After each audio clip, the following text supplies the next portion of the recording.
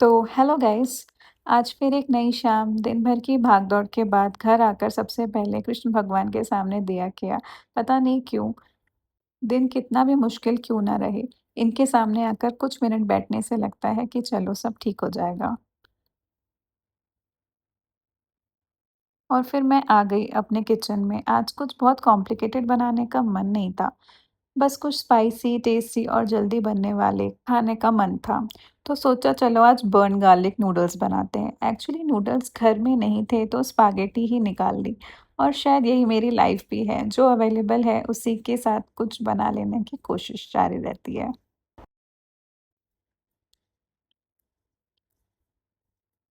मैं कोई pro cook तो नहीं हूँ, आज भी कुछ बनाना हो तो कभी यूट्यूब देख लेती हूँ, कभी मम्मी को कॉल करके पूछ लेती हूँ, मम्मी इसमें क्या डालना है?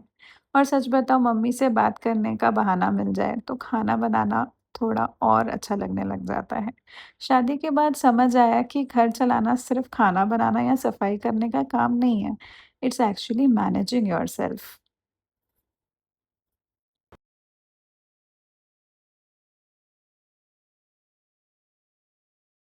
आज का दिन भी थोड़ा हेक्टिक था, कॉल्स ज़्यादा थे, काम था और बीच-बीच में मम्मी से बात भी हुई।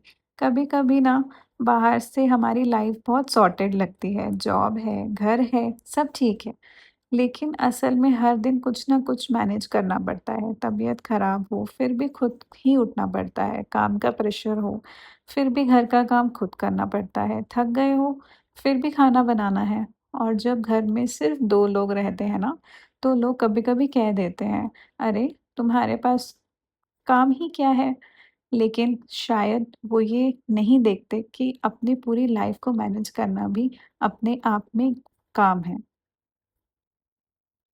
मुझे आज भी अपनी फर्स्ट जॉब याद है, कैंपस सिलेक्शन हुआ था और पहली सैलरी करीब 3 एलपीए थी। इस टाइम कुछ लोगों ने कहा था, इतने भी 20-25,000 के लिए इतनी मेहनत करने से अच्छा है कि घर बैठ जाओ। लेकिन उस टाइम मुझे इस बस इतना पता था कि शुरुआत छोटी हो सकती है, लेकिन उससे छोटा समझना ज़रूरी नहीं है।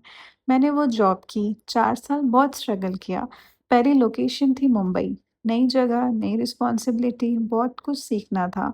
लेकिन आज पीछे मुड़कर देखती हूँ तो लगता है शायद वही फेज़ सबसे ज़्यादा ज़रूरी था, क्योंकि उसी ने मुझे सिखाया कि अपने पैरों पर खड़े होने का मतलब सिर्फ सैलरी कमाना नहीं, it's about becoming independent.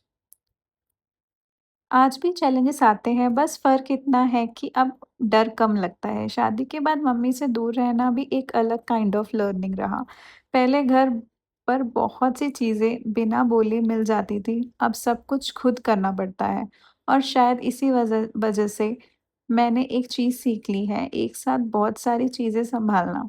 Office, घर, खाना, रिश्ते, खुद के लिए थोड़ा टाइम। परफेक्टली तो कुछ भी नहीं होता, लेकिन धीरे-धीरे बैलेंस करना आ ही जाता है। और शायद यही लाइफ है, हर दिन परफेक्ट नहीं होता। कभी बहुत अच्छा दिन होता है, कभी बहुत टायरिंग होता है, कभी लगता है सब कंट्रोल में है और कभी लगता है कुछ भी मैनेज नहीं हो रहा। लेकिन फिर भी अगले दिन उठते हैं, फिर काम करते हैं, फिर खाना बनाते हैं, फिर अपने छोटे-छोटे गोल्स के पीछे चलते हैं।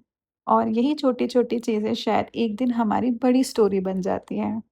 तो ये थी मेरी आज की छोटी-सी शाम, थोड़ी-सी पूजा, थोड़ा-सा काम, थोड़ी-सी थकान और आखिर में बर्न गार्लिक स्पैघेटी नूडल्स। और ऑनेस्टली बहुत टेस्टी बना था ये।